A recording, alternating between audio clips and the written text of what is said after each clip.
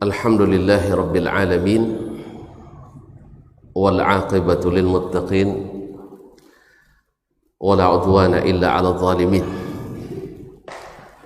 Ashhadu an la ilaha illallah wahdahu la sharika lah waliyus salihin wa khaliqul khalqi ajma'in wa razikuhum wa ma min dabbatin fil ardi illa ala Allahi rizquha wa ya'lamu mustaqarraha wa mustawda'aha kullun fi kitabim mubin.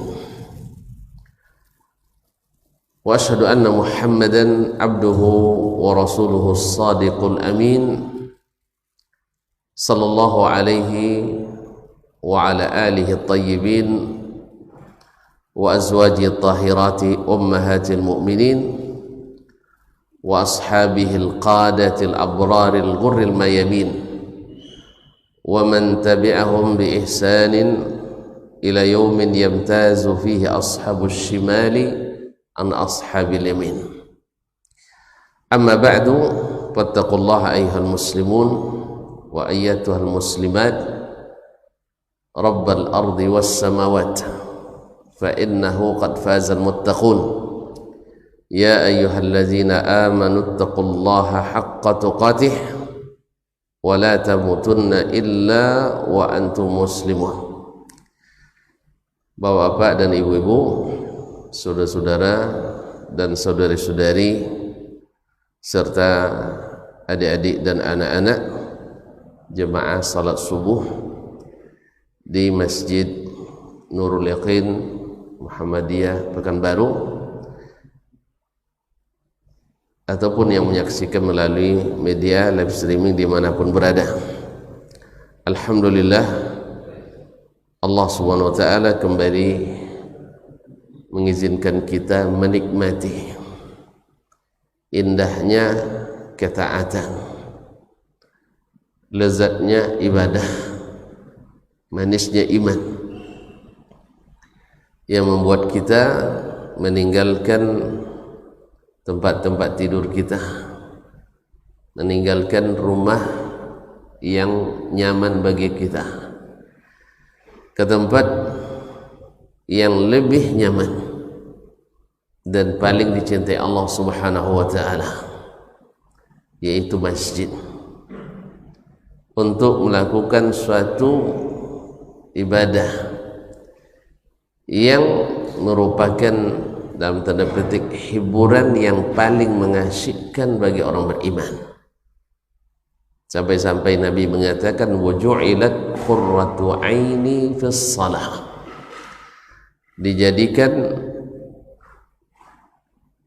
yang menjadi penyejuk pandangan mata saya, yang membahagiakan saya itu dalam salat.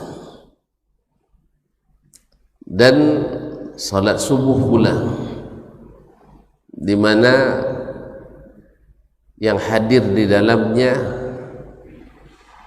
adalah tanda iman, yang mendatanginya adalah cahaya yang terang benderang bagi kita di hari tak berguna lagi harta dan anak di akhirat, kecuali yang datang kepada Allah dengan hati yang selamat. Yang hari ini, subuh ini, salat sunatnya saja lebih baik daripada dunia dan seisinya. Rakaata al-fajri khairum minad dunya wa ma fiha. 2 rakaat sunat subuh itu lebih berharga daripada dunia dan seisinya. Maka diriwayatkan dari Nabi dan sahabat salaf, mereka bila luput salat sunat subuhnya mereka qada.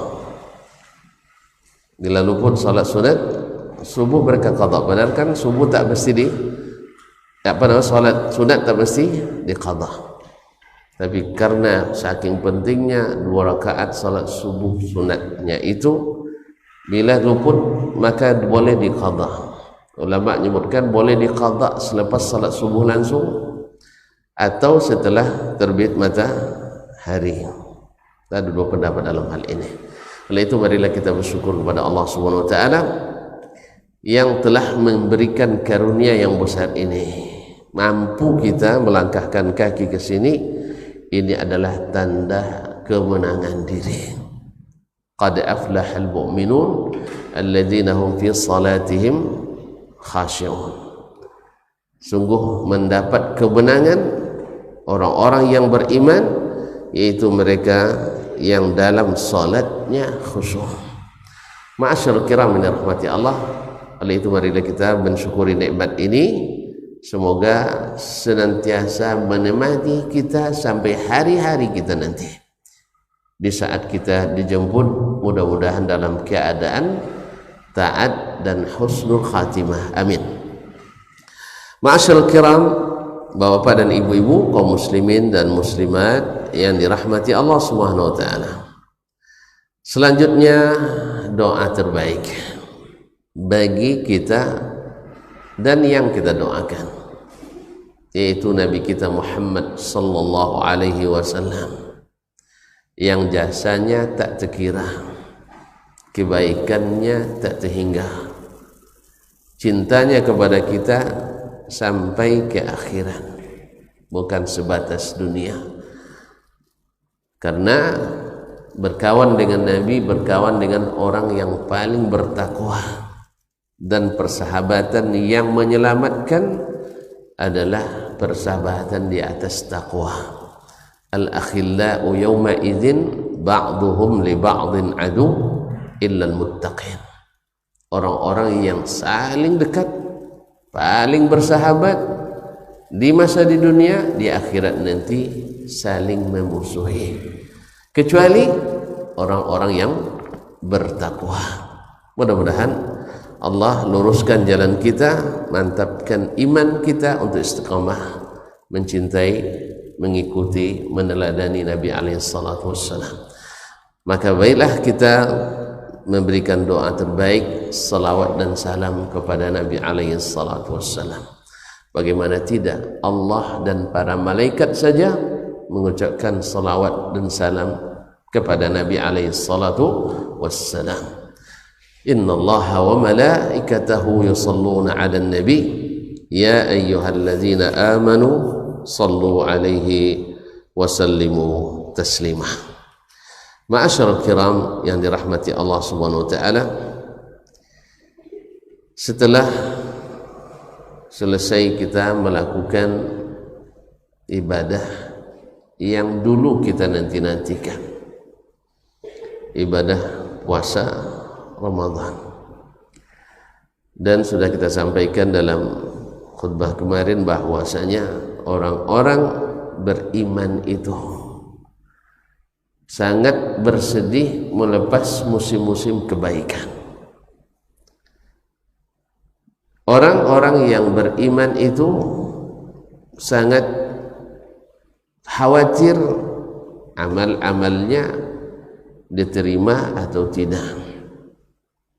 Oleh sebab itu kaum muslim dan muslimat dirahmati Allah Subhanahu wa taala, banyak asar dari para sahabat Nabi alaihi salatu wassalam, seperti yang dikatakan oleh Abdul Aziz bin Abi Rawad rahimahullah taala, adraktuhum atau adraktu as-sahabah, saya bertemu adraktuhum wa kulluhum yakhafuna alla yutaqabbala minhumul amal. Saya banyak bertemu dengan mereka di mana semuanya takut amalannya tidak diterima. Ma'asyiral kiram dirahmati Allah Subhanahu wa taala. Berkata Umar bin Al-Khattab radhiyallahu taala anhu,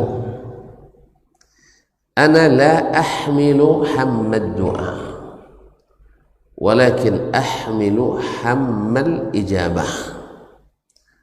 Kalau saya berdoa itu sangat mudah, tetapi yang paling sulit bagi saya adalah rasa khawatir tidak diijabah. Ma'asyiral kiram dirahmati Allah SWT. Ini mengingatkan kita kepada perkataan Abdullah bin Mas'ud radhiyallahu taala anhu, sahabat Nabi alaihi salatu wassalam, manil maqbulu minna panuhannih wa manil mardudu minna panuazzih. Siapa di antara kita yang amalnya diterima sehingga kita ucapkan tahniah, selamat. Ya, kita tidak tahu selamat ya kalau orang diterima amalnya, ini prestasi luar biasa. Cuman kita kan nggak tahu sekarang diterima atau tidak. Ada ibu-ibu buka catatan amal, tak ada kan? Tak ada kita. Tak ada kita melihat catatannya, entah zona merah, entah zona oranye, kuning atau sama sekali kosong catatannya. Ma'asyiral kiram dirahmati Allah. Jadi kita tidak tahu, sehingga tidak mungkin kita berikan tahniah hari ini. Tidak bisa. Cuman secara zahir kita telah melakukan puasa sebulan dan salat tarawih sebulan, banyak bersedekah di bulan ini, banyak berbuat baik di bulan ini, dan membersihkan hati di bulan ini dari segala penyakitnya. Kita sudah lakukan, maka kita ucapkanlah selamat hari raya. Diizinkan kepada kita untuk merayakannya. Lis-shaimi farhatan.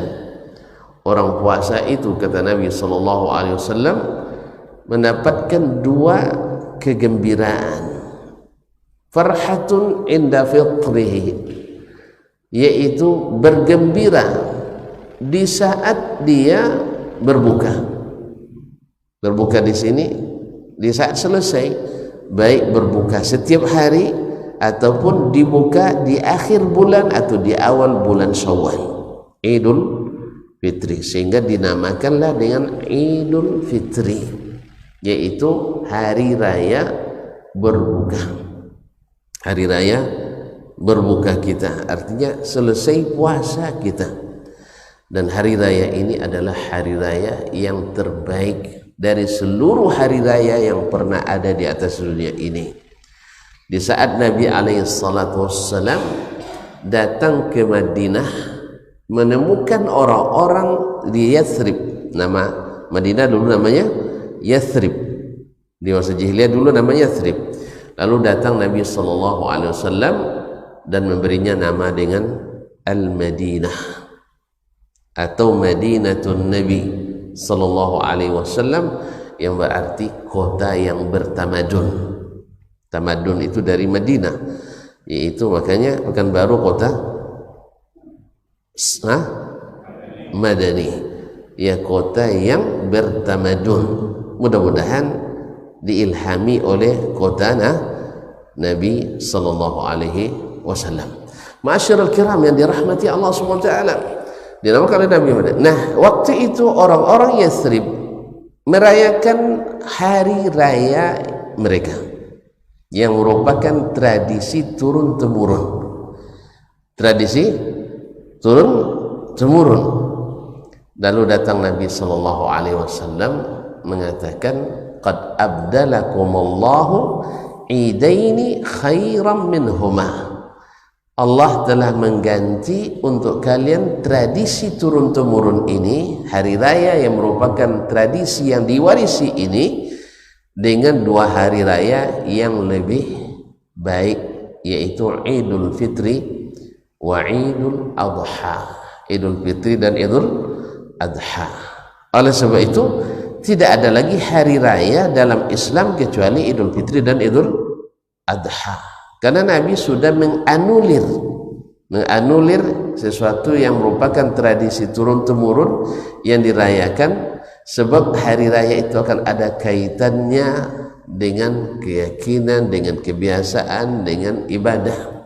Oleh sebab itu para ulama mengatakan tidak boleh membuat hari raya dalam Islam yang baru kecuali dengan dalil dari Al-Quran atau Sunnah Nabi Sallallahu Alaihi Wasallam. Ma'asyiral kiram dirahmati Allah SWT. Maka kita diizinkan untuk merayakan hari raya Idul Fitri ini. Dan hari raya Idul Fitri tata caranya harus mengikuti yang telah dicontohkan oleh Nabi Sallallahu Alaihi Wasallam, karena sudah sempurna dan sangat baik. Jadi semuanya berisi ibadah, mulai sejak terbenamnya matahari terakhir bulan Ramadan kita bertakbir walitukmilul iddata, agar kalian menyempurnakan hitungan bulan, walitukabbirullah, dan agar kalian bertakbir. Maka disunahkan untuk bertakbir di malam hari raya sampai khatib naik mimbar. Ini ada sebagian kemarin masih 2 hari 3 hari masih takbiran di masjid-masjid saya dengar. Mungkin karena hari rayanya belakangan, atau memang karena lupa barangkali ya, atau tidak berilmu atau lupa. Masih ada ya yang takbiran, saya dengar di masjid-masjid selesai salat fardu takbiran mereka. Mungkin wallahu alam ada sebagian, karena ada yang puasanya kemarin Kamis baru mulai, kita puasa Selasa dulu mulai ya. Ada yang puasa Kamis dulu. Alasannya syekhnya langsung pergi ke bulan nengok. Kalau kita di bawah aja. Makanya mereka rupanya sampai di atas bulan udah besar. Allah musta'an. Kaum muslimin dan muslimat dirahmati Allah. Bertakbir kita. Kemudian wala'allakum tashkurun, agar kalian bersyukur. Nah, syukur adalah memperlihatkan bekas nikmat Allah pada kita. Maka kita siapkan apa yang bisa kita siapkan, berpakaian yang baru atau bersih, tampil dengan tampilan yang bersih, yang indah, kemudian saling mengucapkan selamat di antara kita yang diizinkan dengan doa taqabbalallahu minna wa minkum, semoga Allah menerima dari kita.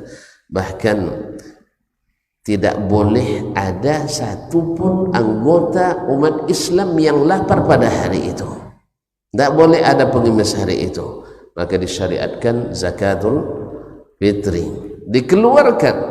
Bukan khusus orang-orang yang kaya, tidak, semuanya mengeluarkan. Yang besar, yang kecil, yang tua, yang muda, hamba maupun merdeka, diberikan kepada orang-orang Islam. Aghnuhum anis su'ali fi dzalikal yawm. Jangan biarkan mereka meminta-minta pada hari itu. Dan meminta itu kan boleh dihalalkan. 1, karena tidak ada makanan. 2, karena ditimpa musibah yang menghabiskan kita. Yang 3 adalah untuk islah, membayar hutang di antara orang-orang yang berselisih.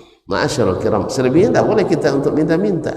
Oh, saya minta-minta untuk membuat rumah, tidak boleh. Atau saya minta-minta untuk menikah, tidak boleh. Ngemis ya. Nah, tapi minta sama ayah boleh lah.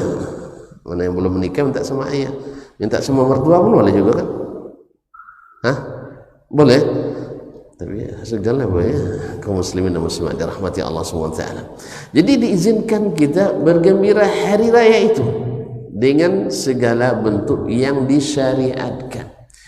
Kita saling mengunjungi. Maka Nabi SAW berangkatnya melalui jalan ini, pulangnya melalui jalan ini. Disebut hikmahnya dalam riwayat itu ada oleh sahabat, para ulama, bahwa hikmahnya supaya lebih banyak orang yang beliau bisa mengucapkan salam kepadanya.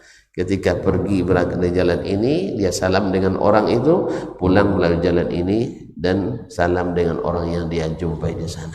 Kaum muslimin dan muslimat, karena salam itu menggugurkan dosa. Kita ucapkan salam, memulai salam kan sudah.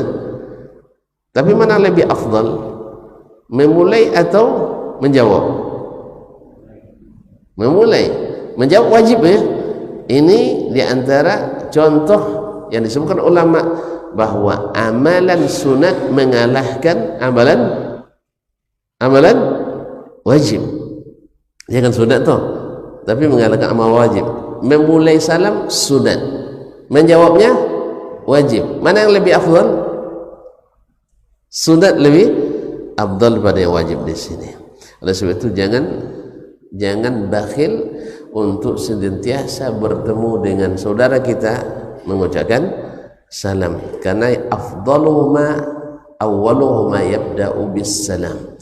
Yang paling afdal di antara keduanya siapa yang memulai salam.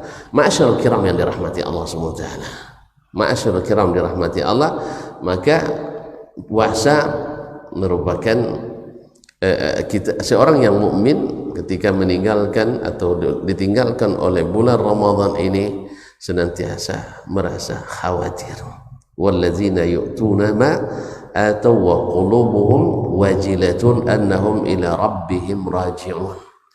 Orang-orang yang memberikan apa yang bisa mereka berikan, yang bisa mereka amalkan, lalu mereka khawatir hatinya, wa qulubuhum wajilah annahum ila rabbihim raji'un, bahwa mereka pasti akan kembali kepada Rabbnya. Orang yang beriman dan tahu akan kembali kepada Allah dan tahu bahwa dia akan ditanya, apa yang kau siapkan?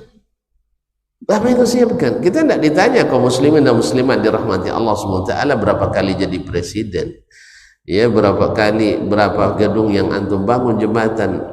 Itu semua hanya penambah saja.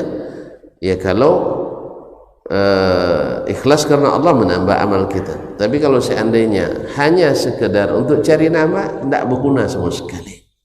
Tidak berguna sama sekali. Justru yang akan ditanya pertama itu adalah salatmu bagaimana? Sah? Salatmu bagaimana? Jadi kalau kita yakin bahwa kita akan bertemu dengan Allah Tabaraka wa Ta'ala, tentu yang akan kita siapkan adalah yang pertama ditanya, yaitu tentang amal kita. Bahkan ketika kita diantar oleh orang ke kuburan kita, kuburan bukan peristirahatan terakhir, ya, kuburan bukan peristirahatan terakhir.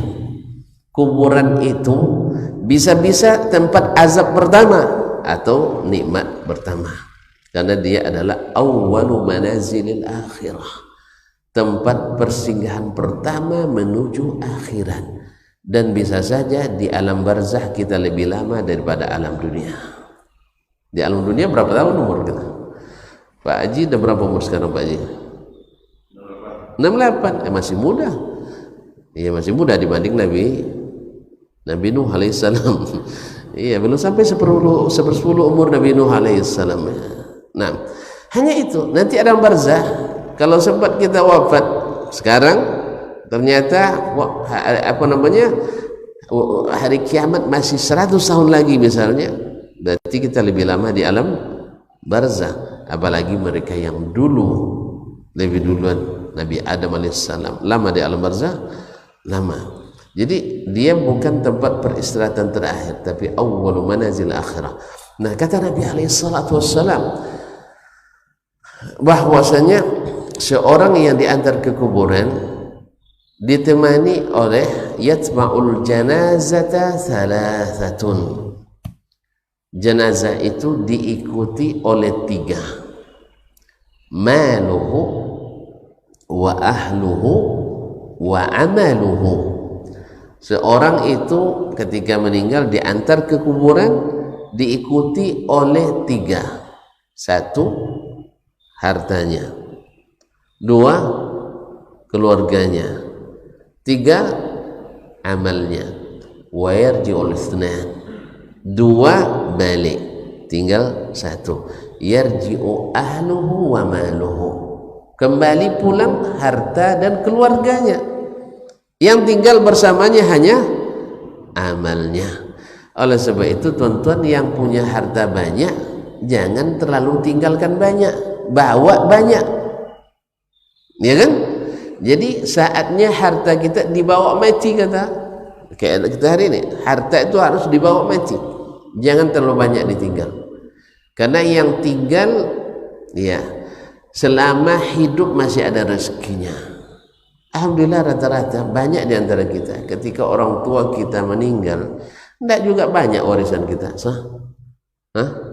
Siapa yang merusi bapak yang kaya raya? Rata-rata wajah-wajah miskin-miskin semua gitu. Kaum muslimin, iya Pak ya. Tidak banyak juga. Tiba-tiba kita jadi orang Masya Allah. Ya, langsung punya mobil ketika ditinggalin orang tua. Enggak kan? Tiba-tiba mobil ada 3 tuh. Berapa mobilnya? 3. Ada yang 5 mobilnya. Miskin-miskin semua. Habis itu belagak kaya pula kita. Allah musta'an. Kaum muslimin muslimat. Nah ternyata kita tak tinggal apa-apa pun bisa jadi orang, apalagi anak kita yang kita tinggal banyak pula. Makanya jangan lupa bawa harta itu. Seorang Umar bin Abdul Aziz rahimahullah ta'ala hanya meninggalkan warisan cuma seorang khalifah yang kekuasaannya tanah Hijaz, Irak, Syam, Mesir sampai ke Afrika Utara, ya, kekuasaannya. Dia hanya meninggalkan warisan untuk anaknya laki-laki dapat lebih kurang 1.200.000 rupiah dan perempuan dapat lebih kurang 600.000 rupiah. Berapa piring lontong itu sih? Kalau beli kerupuk ya banyak memang. Tapi untuk warisan seorang anak khalifah, subhanallah, laki-laki dapat 1.200.000, perempuan dapat 600.000. Kalau tonton sempat dapat begitu, nyesal saya punya ayah katanya. Nyesal punya ayah begini. Subhanallah, tapi mereka anak-anak saleh. Maka ketika beliau meninggal, dia bilang, andainya kalian setelah saya rusak, saya tidak ingin saya penyebabnya, karena harta yang saya tinggalkan banyak yang tidak halal. Tapi kadangnya kalian anak yang saleh setelah saya tak perlu khawatir, karena Allah mengurus urusan orang-orang saleh. Lalu dia membaca ayat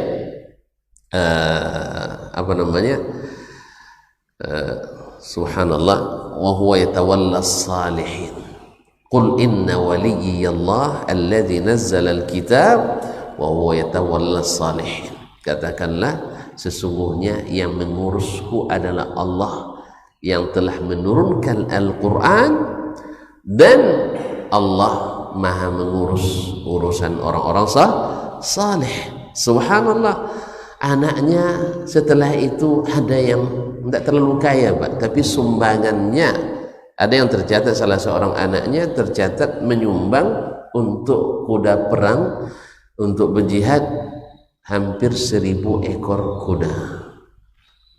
Kuda berapa seekor Ustaz? Saya tidak nanya kuda bendi, tidak. Kuda bendi dia pakai kacamata, dia terbatas jalannya. Kacamata kuda kan.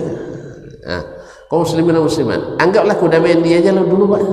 1.000 ekor kali 25 juta. Berapa? 25 miliar. Sikit ya? 10 miliar infaknya sikit ya? Subhanallah, kaum muslimin dan muslimat, padahal dapat warisan dari orang tuanya tadi hanya 1.200.000. Ya kita sendiri kan buktinya kita sendiri. Ada yang tinggalnya anak yatim dulu ya, ada yang di antara kita yang anak yatim, dan sebaliknya tidak sedikit pula dulu ayah kaya raya, sekarang kita melarat pula. Makanya kaum muslimin dan muslimat, di saat tuan-tuan perempuan punya harta, maka jangan lupa untuk bawa harta itu mati menemani kita di kuburan. Sebab apa? Yang ditinggalkan ada kan tidak banyak juga. Wasiat itu hanya paling banyak sepertiga. Tapi kalau infak tidak ada batas, tidak infakkan semua, insya Allah Allah ganti yang lebih baik. Baiklah kaum muslimin dan muslimat dirahmati Allah. Jadi orang-orang yang beriman, yang mudah-mudahan ini tanda diterima amal kita, selalu khawatir. Nah, kekhawatiran itu dan kerinduan itu membuat seseorang itu akan senantiasa mengikutkan amal saleh dengan amal saleh lainnya. Ya, karena dia sudah merasakan lezatnya munajat. Ketika seseorang berdoa, minta, terasa nikmatnya meminta itu karena diberikan. Ketika kita minta surga dan berharap surga itu dapat, kita tak akan pernah berhenti meminta, betul kan? Kalau sempat tuan-tuan ngajukan proposal dan ada harapan, selalu ada harapan, ajukan terus. Ya tak? Ya. Tuan-tuan sering ngajukan proposal enggak? Sering? Hah? Kalau mahasiswa biasanya sering itu. Ya, saya aja agak aneh, jarang mengajukan proposal gitu. Kaum muslimin dan muslimat dirahmati, proposal kalau masih ada harapan pasti semangat nak ajukan, semangat kan? Jadi di saat kita berharap dan berharap diterima, kita akan ajukan terus. Sama suatu hari saya baru-baru ngisi di Perawang di Indah Kiat. Ya waktu itu mereka azan maghrib langsung qomat. Azan maghrib langsung qomat. Awak pas sampai azan pulang dari Pekanbaru. Ya maklum lah kadang macet jalan kan itu. Pas sampai azan, tentu adabnya azan kita dengarkan dulu. Kan rugi kita tidak mendengarkan azan. Karena siapa yang mengatakan azan lalu menyatakan seperti yang dia katakan, kata Nabi, wa yaqulu mithla ma yaqulul muazzin summa qala Allahumma laka sumtu bika amantu wa ala afwan salah Allahumma rabb hadhihi da'wati tammah was salatil qa'imah ati Muhammad wasilata wal fadilah wa ba'th maqam mahmudan zi wa'atta. Ini bagi kita surga. Rugi kita tidak mendengarkan dan mengucapkan dan berdoa. Saya dengarkan azan dulu, lepas itu baru ya perjalanan lumayanlah lebih kurang hampir 2 jam kan, sudah ingin pula ke ingin ke belakang. Awak baru masuk toilet sudah Allahu Akbar langsung qomat. Langsung qomat. Nah, ketika langsung qomat otomatis saya terlambat otomatis terlambat. Akhirnya terpaksa saya rubah judul kajian. Ini mohon maaf bapak-bapak dan ibu, sebenarnya saya nak mengaji tadi tentang tauhid, tapi hari ini tuan-tuan tegas sekali dengan saya. Saya baru sampai, tuan-tuan langsung qomat. Saya bilang tuan-tuan baru sampai, saya langsung qomat. Padahal saya baru sampai. Kalian lihat, tuan-tuan lihat sendiri saya sampai. Saya bilang mobil baru sampai, kan dia dijemput oleh mobil perusahaan kan. Pas suruh nampak mereka langsung qomat. Oleh sebab itu, ini bahasanya. Oleh sebab itu saya nak mengajukan proposal. Dan tentu saja ketika ajukan proposal berharap diterima. Kata tuan-tuan adalah ahli untuk menerimanya. Saya bisa mengajukan proposal. Kalau diterima, alhamdulillah. Kalau tidak, maka saya akan ajukan lagi. Karena masih ada harapan untuk diterima. Makanya saya bahas masalah fadilat menunggu antara azan dan qomat. Inilah proposal saya waktu itu. Saya sampaikan. Kajian 1 jam lebih waktu itu kan. Saya sampaikan 2 sesi sebelum Isya dan sesi setelah Isya. Isinya itu saya sebutkan di antara faedah menunggu antara azan dan qamat itu, kalau kita tahu kita tak akan segera qamat.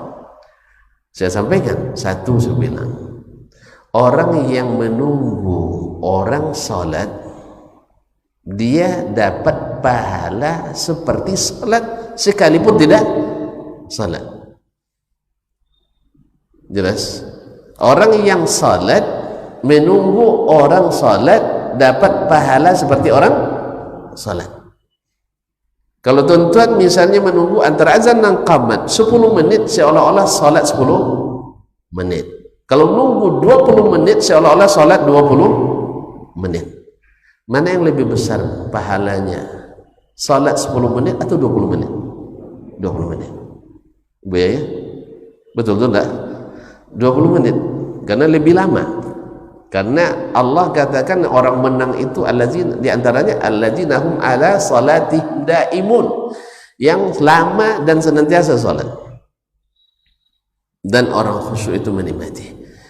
Lalu saya tambahkan lagi yang kedua, saya bilang bahwa orang yang menunggu antara azan dan qamat itu doa mustajab.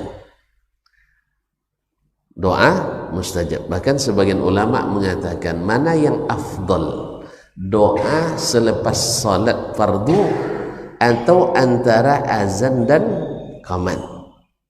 Wallahu alam, doa antara azan dan qamat itu dalilnya sharih bahwa mustajab. Bainal doa bainal azani wal iqamah la yuraddu. Doa antara azan dan qamat tidak ditolak. Sedangkan setelah salat, fa idza qadaitumus salata fantashiru fil ardh. Selesai salat boleh bertebaran.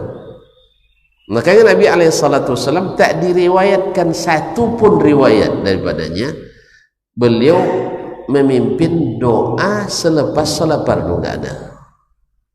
Tidak satu pun riwayat, sekalipun riwayat palsu. Yang kedua, yang ketiga. Jadi sedangkan sedangkan doa antara azan qamat itu kan sebelum salat kan, itu sharih bahwa mustajab. Kira-kira orang yang banyak permintaannya, mana yang suka tidak dia lama-lama berdoa? Suka. Jadi tak ada istilah kita tergesa-gesa antara azan dan qamat. Yang ketiga, bahwa salat dengan jemaah yang sama sekali tidak ada terlambat di antara jemaahnya, semuanya lengkap. Itu lebih afdal dari salat jemaah yang sepertiga terlambat. Itu Pak, kalau cepat langsung qamat pasti ada yang terlambat, pasti itu, tidak ada tidak. Sebab apa? Di antara kita ada yang tadinya sedang berbincang, ada tamu, sah? Tentu kadang-kadang tidak ingat melihat jam. Beda dengan orang yang memang tidak ada kerja sama sekali, mungkin dia sudah siapkan waktu untuk ke masjid. Maka dia bincang-bincang, tiba-tiba azan, Allahu Akbar, Allahu Akbar, astagfirullah, dah masuk waktu. Biasanya bincang kan tidak langsung ditutup, iya, stop, kita langsung masih kan tidak gitu kan, pasti dulu dengarkan azan dulu, habis itu dibuat kalimat khatimah penutup. Bagaimana kalau kita sambung pembicaraan setelah sholat maghrib atau setelah isya misalnya, oke? Ini juga makan waktu. Habis itu rata-rata kita pasti ke belakang sebelum wudu, apalagi kalau sudah lama, apalagi kalau sholat subuh, subuh. Makanya kalau di Madinah, Makkah Madinah itu menunggu subuh itu lebih lama daripada menunggu sholat yang lain, sampai 25 menit, kadang sampai setengah jam. Apa sebab? Karena ada yang baru bangun pas azan, ada yang sulit bangun, muqamat pun masih sulit bangun gitu. Kan tidak semua kita sama. Ada orang yang setaman, kalau saya tadi alhamdulillah jam 4 kurang sudah bangun sebenarnya. Sudah 4 kurang sudah bangun. Tapi tetap juga hampir terlambat tadi. Saya mengira imam tadi baca abasa sampai selesai. Ternyata terhenti sampai kalla lamma yaqdi ma amara, selesai. Ya, saya kira sampai akhir tadi. Allah musta'an. Hampir terlambat tadi, Pak. Hampir terlambat sampai sajadah tidak lurus tadi itu. Karena mengejar ruku. Kaum muslimin, ini yang ketiga, bahwa jemaah yang sama sekali tak ada yang terlambat lebih bagus daripada yang tidak daripada yang ada terlambat. Ibarat sopir itu, yang hebat itu bukan yang cepat sampai, yang hebat itu bawa semuanya sama-sama sampai. Kalau sempat cepat sampai, setengah jam sebelum waktu dia ada sampai, tapi tercecer 3 penumpang, kira-kira apa kata bos? Hah? Bagus kamu bisa ninggalkan penumpang, enggak? Jadi imam itu, disinilah dhaminnya imam itu sebenarnya. Jadi dia, makanya Nabi SAW kalau ada yang terlambat, terdengar oleh Nabi sendalnya di luar, Nabi lamakan ruku itu. Nabi lamakan ruku supaya apa? Supaya dia dapat ruku. Nah, kalau kita kadang-kadang dengar, pas dengar orang langsung bangkit pula. Allah musta'an. Demikian memperhatikan salat itu bersama. Yang keempat, orang yang menunggu salat itu didoakan malaikat. Selama dia menunggu, didoakan malaikat. Antara azan dan qamat. Apa doa malaikat? Allahumma ighfir lahu, Allahumma tub alaihi, Allahumma arhamhu. Ya Allah, ampuni dia, terima taubatnya, rahmati dia. Kira-kira kalau malaikat yang berdoa mustajab enggak ya? Mustajab enggak? Apa? Kalau tuan-tuan nak minta sesuatu ke Pak Presiden, yang ngomong kepala staf kepresidenan misalnya, didoakan malaikat. Orang-orang yang dekat kepada Allah tabaraka wa ta'ala. Dan ini sangat diharapkan. Semakin lama kita duduk, semakin banyak doa untuk kita. Nah, yang kelima, bahwasanya kebersamaan itu terlihat dari kesabaran kita menunggu. Ya, menunggu. Kita memang orangnya cepat gerak kita. Tapi ada saudara kita yang geraknya lambat. Di situ pentingnya menyesuaikan. Yang lambat harus mempercepat, yang cepat memperlambat. Jangan standar orang paling cepat. Karena ibarat rantai, ada mata rantainya ukurannya 20 ton, dia bisa angkat. Di antaranya ada yang hanya 2 ton. Jangan dipaksakan yang kekuatan 20 ton. Harus sesuaikan, diturunkan. Karena tidak semua orang secepat kita. Oleh itu kaum muslimin dan muslimat, dan tadilah bonusnya tidak tanggung-tanggung. Yang keenam saya simpan waktu itu, belum saya sampaikan. Saya simpan juga sekarang, belum saya sampaikan ya. Sebab inilah proposal saya waktu itu saya sampaikan, Pak. Mudah-mudahan diterima. Kalau tidak, kajian depan akan saya ajukan lagi. Saya ngisi sekali sebulan memang, sekali sebulan. Pas saya datang besoknya belum juga diterima proposal saya. Memang anggarannya belum ada barangkali. Belum diterima, Pak. Betul, terus terang. Belum diterima. Akhirnya saya biarkan dulu. Mudah-mudahan bulan depan ternyata juga belum. Saya ulang lagi. Ini proposal saya yang kedua. Ya, saya sangat berharap diterima. Jadi kalau proposal itu ada harapan diterima, semangat enggak? Ya semangat.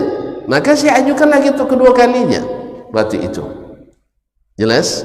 Akhirnya saya ajukan lagi kedua kali. Alhamdulillah bulan keempat sudah dilaksanakan. Jadi antara azan dan qamat sudah menunggu dan cukup untuk membuat orang bersiap, sehingga walaupun ada juga yang terlambat, tetapi bukan karena kebiasaan lagi, tapi adalah karena memang hal-hal khusus, mungkin saja yang baru pulang kerja dan seterusnya. Jadi kaum muslimin, kita jangan menjadi penyebab orang terlambat. Itu yang penting. Kita yang di masjid jangan menjadi penyebab orang terlambat gara-gara terlalu cepat. Karena banyak sekali keuntungan yang tidak kita dapat. Nah, ini proposal saya sampaikan waktu itu. Alhamdulillah bulan keempat atau ketiga baru diterima. Sampai sekarang alhamdulillah sudah diterima. Alasan klasik. Salat itu ibarat utang, katanya. Utang tuh lebih cepat dibayar lebih. Inilah agama main rasa dan kira, itu masalahnya kaum muslimin. Utang lebih cepat dibayar lebih baik. Kaum muslimin, bukan utang ini. Ini bukan utang, bukan bayar utang kita. Kalau bayar utang tidak akan lunas. Kan saya katakan, dulu pernah kita ceritakan, seorang Bani Israel beramal 500 tahun ibadah. Awak tadi 68, Pak, ya?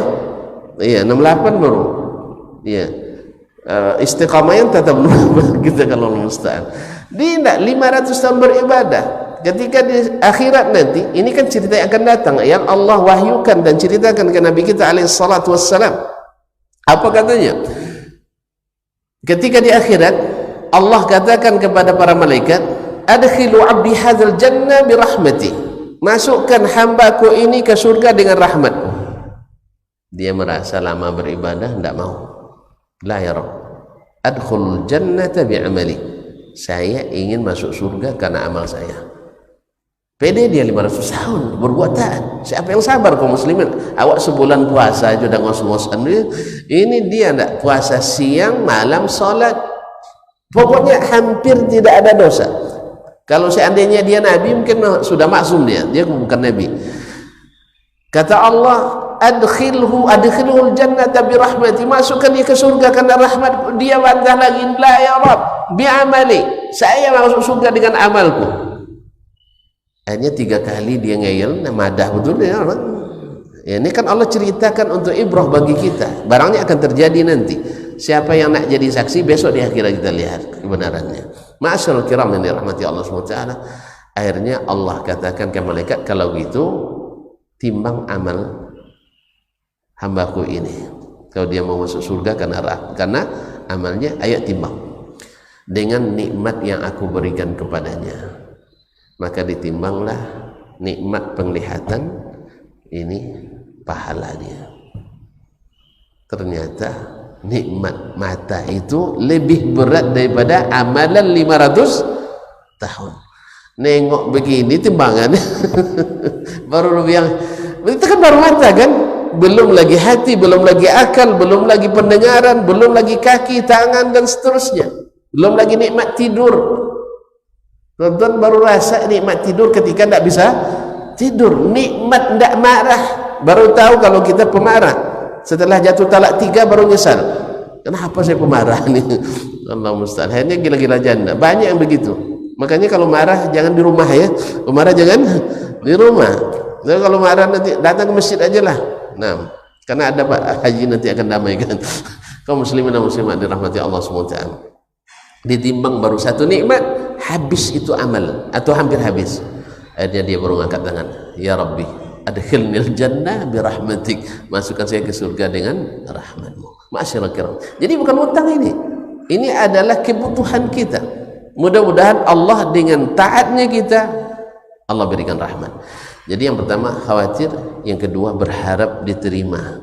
Jadi kalau masih berharap, kita semangat terus untuk mengajukan, berdoa terus, beramal terus. Jelas ya. Jadi yang ketiga, bahwa tanda di amal kita terima itu diantaranya adalah kita mengikutkan amal saleh dengan amal saleh yang lain. Maka Nabi ajarkan selepas puasa ini, man sama Ramadan thumma atba'u sittan min Syawal kana kasiyamid dahri.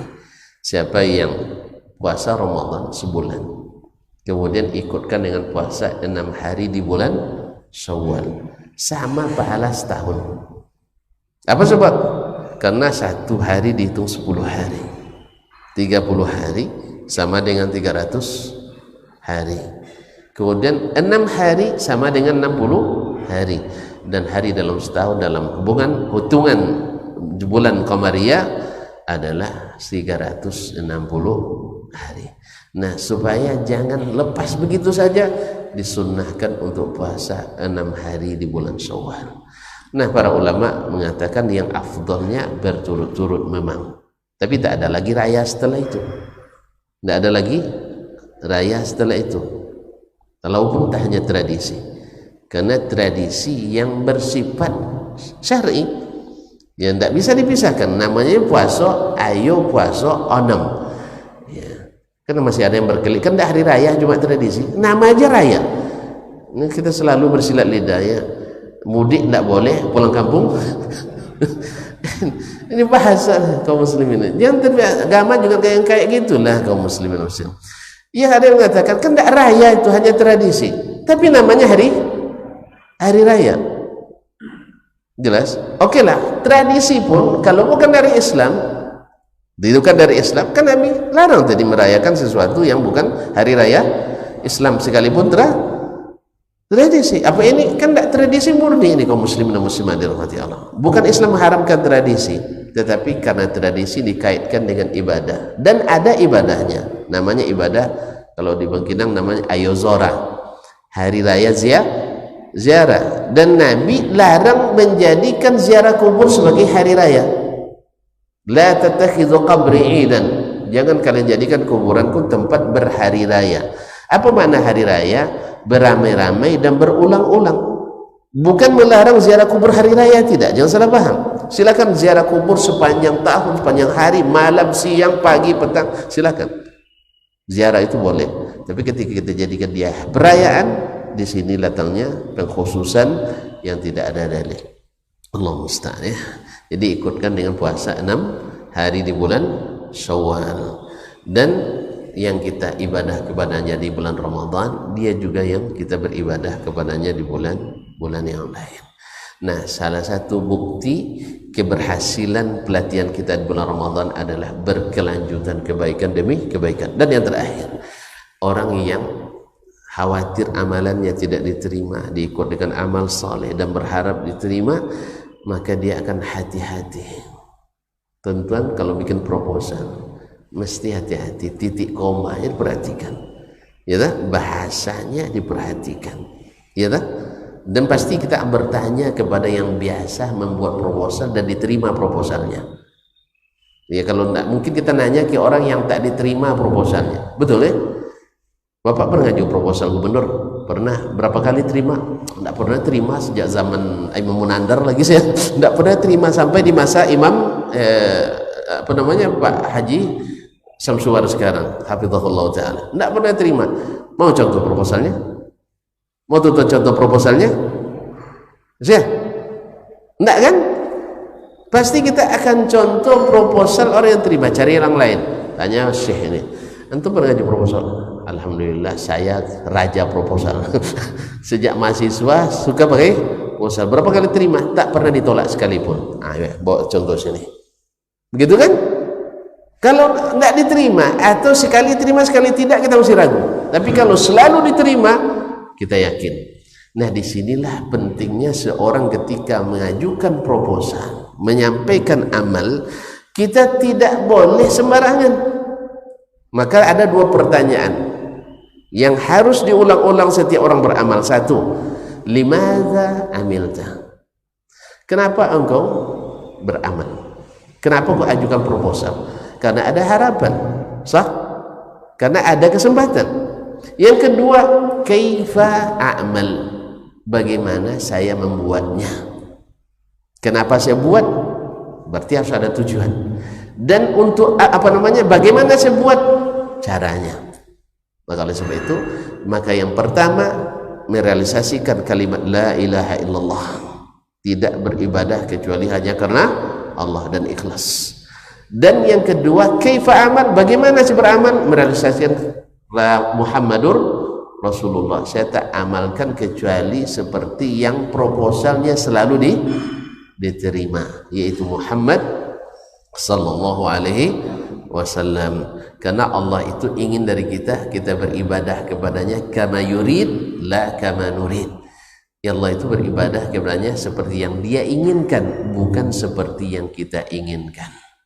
Ya, kalau boleh seperti yang kita inginkan, ya untuk apa Nabi dan Rasul diutus untuk mengajarkan? Ya, udahlah kalian ini Allah, beribadahlah menurut keinginan kalian. Tidak. Makanya pertanyaan ini harus selalu, limadza amal? Kenapa saya beramal? Yang kedua, kaifa a'mal? Bagaimana saya amalkan? Tadi saya katakan, antum tak akan mau mencontoh proposal yang tak jelas. Pasti mencontoh yang jelas. Dan Nabi kita sudah katakan, taraktukum alal bayda. Saya tinggalkan kalian di atas jalan yang terang benderang. Lailuha kanahariya, siang seperti malam seperti siang. Tidak ada keraguan padanya. Al-haqqu min rabbik, kebenaran dari Rabbmu. Fala takunanna minal mumtarin, jangan kalian menjadi orang ragu. Maka tidak bergeser dari sunnah Nabi alaihi salatu wassalam. Walaupun promosi, walaupun salesnya sangat aktif. Iya, tentuan kan kalau beli barang, kalau tidak selektif sering tertipu. Ini Pak, asli barang ini dijual 3 juta Pak, cuman sekarang lagi diskon besar-besaran 90%, ya, hingga harganya tinggal 200.000. Awak dengar 90%, ya, berdegup jantung ini. Kapan lagi kita bisa beli? Akhirnya dipesan. Dan boleh apa nama kod ya, COD ya, boleh bayar di tempat. Alhamdulillah ada terkirim barangnya, bayar 200.000. Besok tanpa disengaja jalan-jalan di supermarket, ternyata harganya 55.900 rupiah. Takicu hadinan tarang. Takicu karena tidak berilmu tadi, makanya kita harus belajar terus dan harus tanya mana dalilnya. Dan kalau antum tanya sales mana dalilnya, dia akan kelimpungan, marah sama kita, betul kan? Pasti marah. Bapak ini banyak tanya tapi tidak bayar, tidak beli katanya. Iya, saya nanya tuh supaya pastikan benar apa tidaknya, betul kan? Saya beli kipas angin dengan harga promo, ya harga aslinya 460 sekian ya Pak ya. Nah sekarang bayar 150.000. Tertulis itu SNI, Standar Nasional Indonesia. Alhamdulillah 3 hari ruku dia. Dah mulai ruku, tidak bisa bangkit lagi. Lama-lama sujud dia. Hanya gara-gara saya pun temakan itu Pak, temakan promo gitu.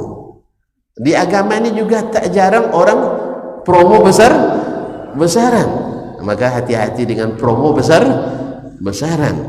Karena nanti Anda akan tertipu dengan sudah 2 juta pembeli.